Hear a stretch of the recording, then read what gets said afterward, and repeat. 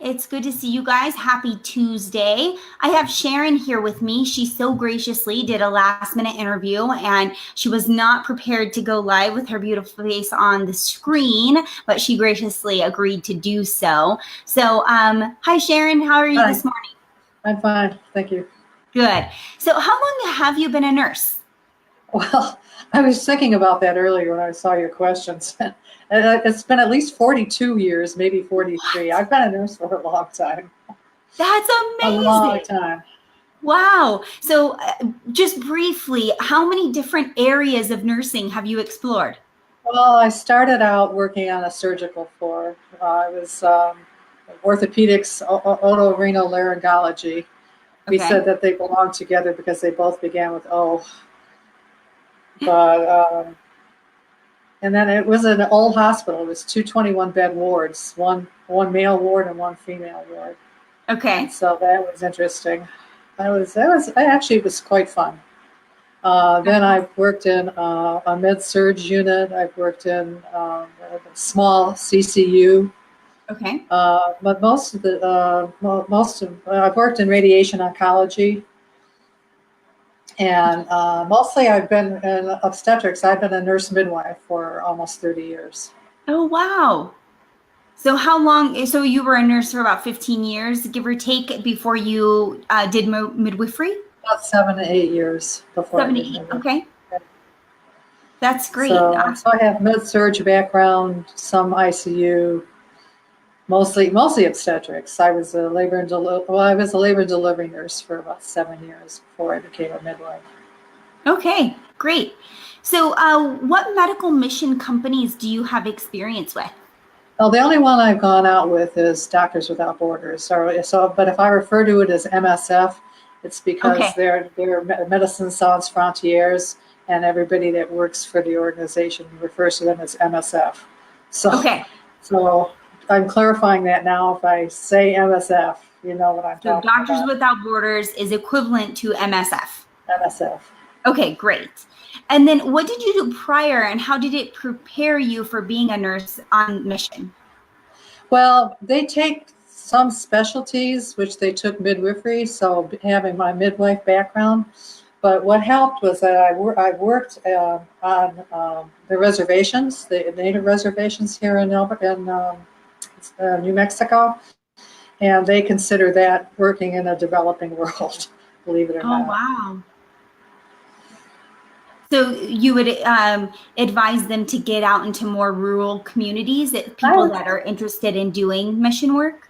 I would say that would help, but I mean, a couple years of good med-surg background or specialty. Um, Doctors Without Borders, they specialize in a lot of different areas. So pediatrics is a big one. They have a Mm, lot of missions where there's a lot of malnutrition, and along with malnutrition, you get a compromised immune system, and so you have very sick children. They're not just hungry. They have all kinds of illnesses. yeah. Um, some of the missions I've been on have had an operating room, so operating room nurses are utilized, nurse midwives are utilized, med surge, any kind of med surge background. Okay. So is this a good place for new grads to start? Does Doctors Without Borders take new grads in any aspect? Now, I think they require at least 2 years of experience working in a hospital or wherever, working Okay. with a background. So minimum of 2 years in your specialty. So if it's med surge, 2 years med surge. If it's OR, at least 2 years OR. Okay. So the next question was what kind of experience would be best to get under your belt? I think you already answered that. Med surge would be good. Anything pediatrics would be good, right? Right. OR, Oh, midwifery. great. Okay. So minimum amount of experience needed. What do you recommend? And does that vary based on the specific missions? You mentioned 2 years. Does that vary at all? I would say as a midwife, I think a little bit more experience, more than 2 years, because 2 years doesn't give you enough time to see a lot of the things that you might see on a mission. Okay. Uh, Okay. and be able to manage the complications that you have to manage. So, Right. but med surg nursing, a good solid 2 years in a good medical surgical unit would be good, but not a new grad. It's just too overwhelming. Yeah, understandable. Absolutely. So what characteristics would you say makes a nurse successful in the field of mission nursing? Oh boy, that's a good question. Um, I don't know. You have to be able to live with other people.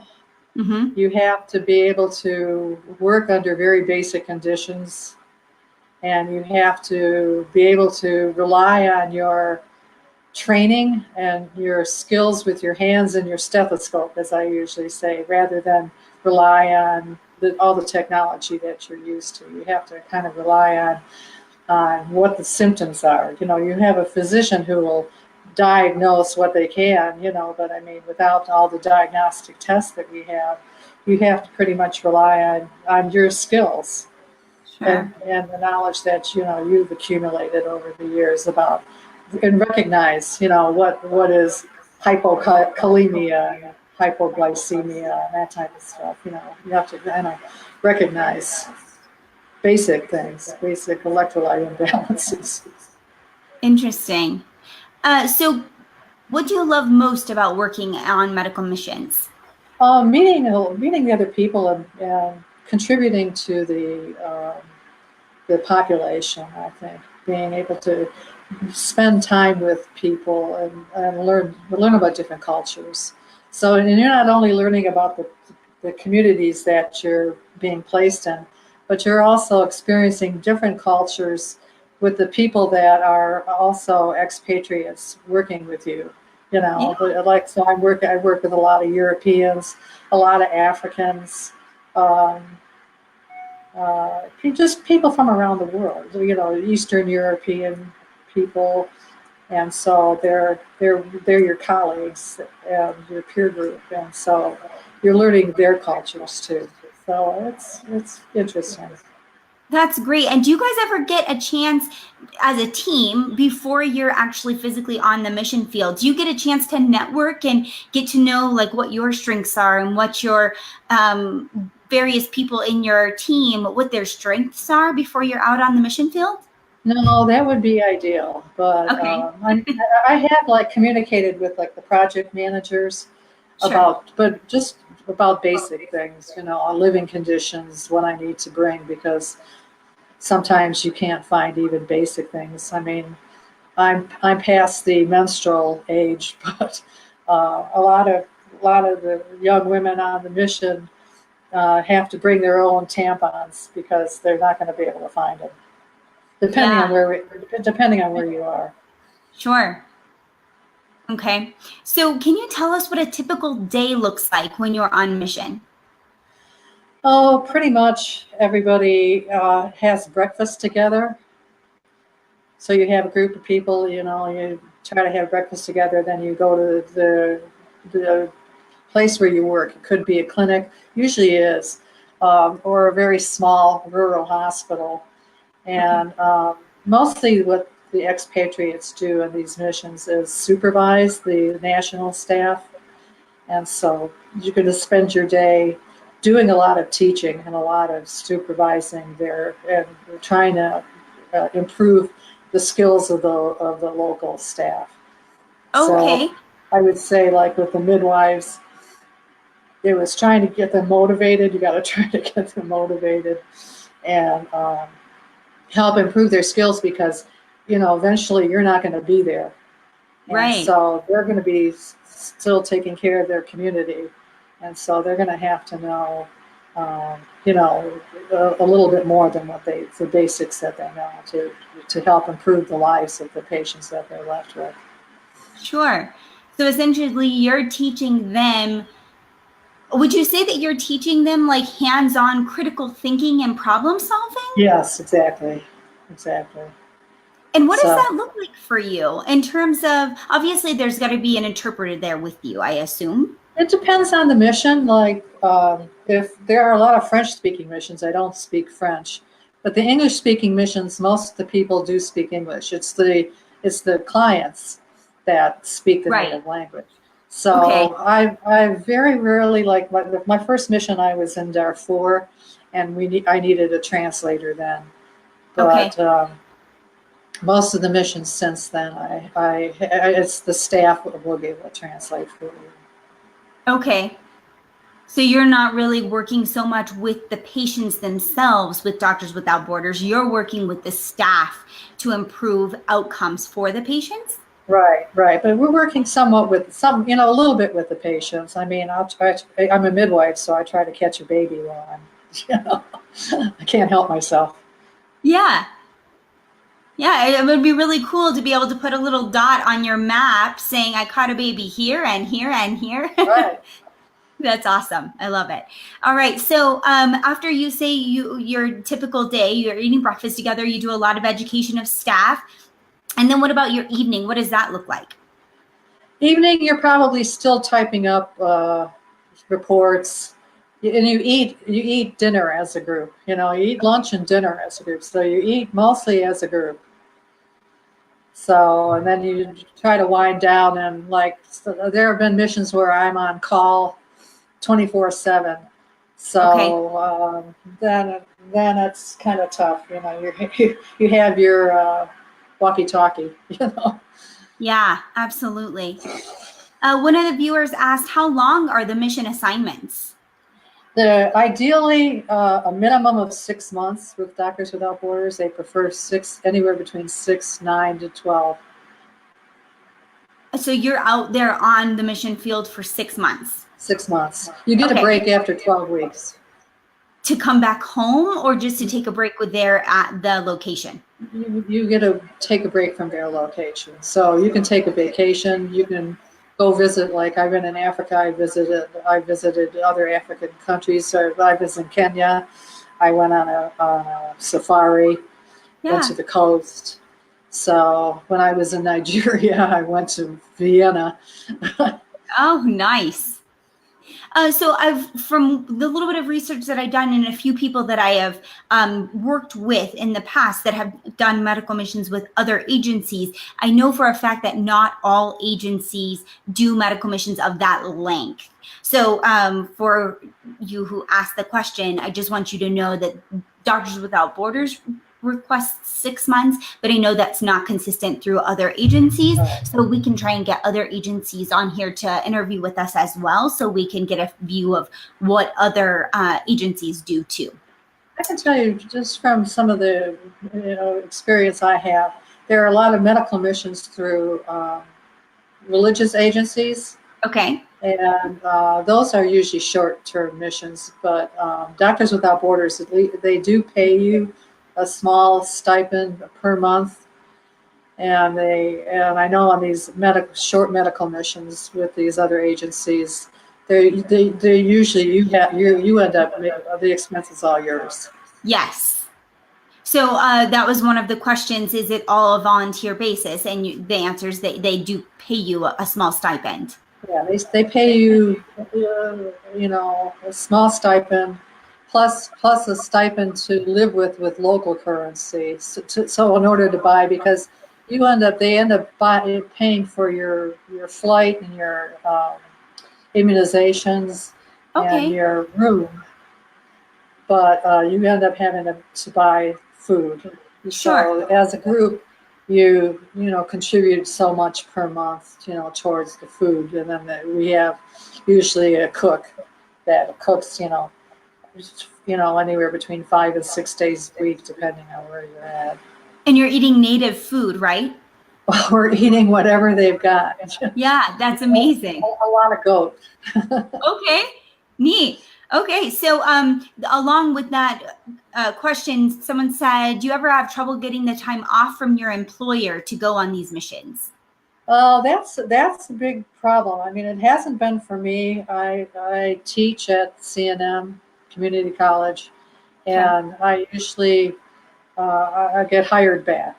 They like me, and so they get hired back. But I know people who have been physicians who have quit their jobs, to go on mission and don't come back to anything. And one time I did when I came back, they didn't have an opening for me at CNN, so I sat out for 3 or 4 months, and financially that doesn't do me very well. But Yeah. you have a little savings, it always helps. But I've been fortunate, but not everyone has been as lucky as me. A lot of people they're not going to hold your job for 6 months. Yeah, that's incredible. Do you have the chance to connect with the cultures in a personal way while you're there? Yeah, I would say that, you definitely, have a chance to take care of patients, and you meet local people and they invite you to their house, and they always like to serve you, like some tea or some cookies or something. And, you feel it's honored that they're inviting you into their home and sharing their food with you. But, when you see how poor they are, Right. it's like, it breaks my heart to take their food away from them. Right, but you're showing them appreciation by letting them love on you, right? Right, exactly. Yeah, what an interesting mix of emotions there. Right. Yeah, what's the hardest part about being on medical missions? The isolation. I mean, you are usually out in the middle of nowhere. And I've been on missions where like my last mission was in Jordan. And so it's a nice country. And then we were in a big city in Irbid, which is the second largest city. And so it wasn't so isolated. We had restaurants. Okay. But I've been in the bush in Africa, in several different countries in Africa. And I'd say, and just missing home. Yeah. Missing home is, after a while, after about 8 weeks, I'm like, okay, I want to go home now. Yeah. Does anybody that you've been on staff with, do they get to take their families with them? A lot of the staff are you talking about the expatriates or the local staff? No, like anybody that you're physically working with. Yeah, it really depends on the mission and what your position is in the mission. If you're the medical coordinator or the head of the mission, Sure. or the logistics coordinator, usually you're in the capital of the country. So say we were in Kenya, they would be in Nairobi. So they're in a big city and it's fairly safe, so they can bring their families. But Okay. I've been in Darfur, which is in the Sudan, and the capital is Khartoum. And the head of mission wasn't in Sudan, was in Khartoum. I mean, not in Khartoum. They were in the Darfur region. Okay. Hold on, I got something. And they couldn't bring their families because it was just too dangerous. There's security risk. So it depends on your position and where you're located. Sure. But Okay. but as me, I can't bring my family. Interesting. All right. So after being on mission and seeing the types of care provided with limited supplies, if you can change one aspect of Western medicine, what would it be? I would say stop disposing of everything. I had a procedure recently, and it put a disposable blood pressure cuff on me. It's just, I just see so much waste.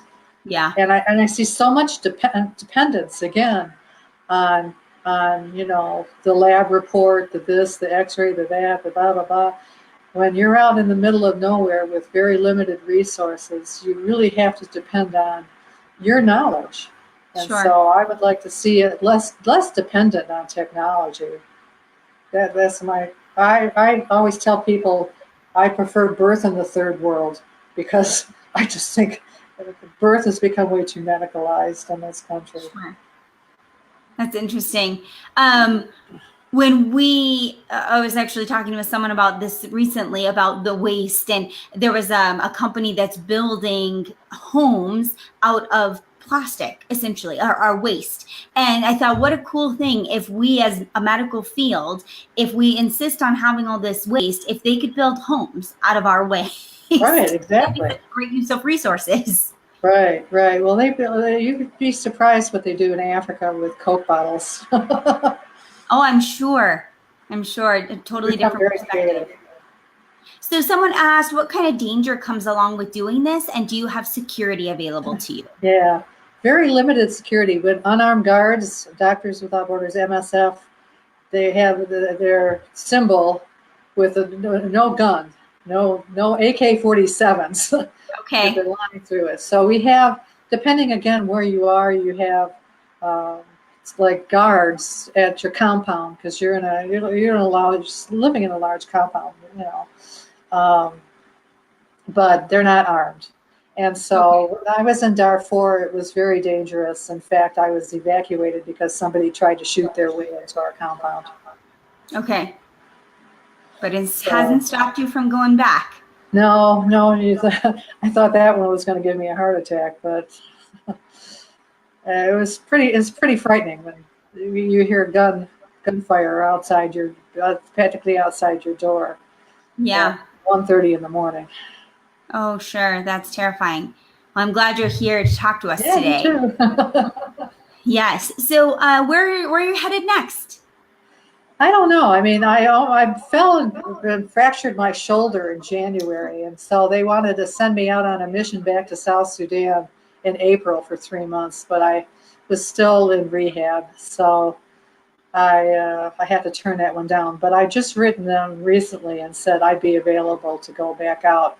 Uh, South Sudan would probably be the place where they'd want to send me. That's where the biggest need is, and it's a tough place to be. I mean, because the knowledge of the staff is very basic. The midwife staff, they don't have any nursing background, so Wow. trying to teach them some basic things, and just trying to teach them a little bit more than what they know. They have a minimal education in a lot of these countries. Some of these countries. A lot of them have very good educations, like Kenya, and I've been to Swaziland, uh, Nigeria. The nurses were very well trained, but some of these countries, the nurses are not well trained. Interesting. Well, I'm glad you do the work that you do. And if our nurses have any further questions, who would you recommend that they reach out to? If it's specifically about Doctors Without Borders or just a question about being a nurse in the field, are you comfortable with them emailing you, or do you have someone that Sure. you know that they can contact? Oh, they can contact me. I'd be fine with that. Okay. All right, Sharon, great. I will put your email address here in the comments. And if anybody shoots you an email, and I'll have them put a heading there, like Try Okay. Garden or something, so they know their background and what they're coming with. But Okay. thanks for taking the time to interview with Okay. us. I really appreciate all your knowledge and You're expertise. welcome. All right, have a wonderful week, Sharon. Thank you. You too. Have a good All holiday. right. Thank you. You too. Okay. Tribe, I'll talk to you later. See you guys. Have a great week. Bye-bye.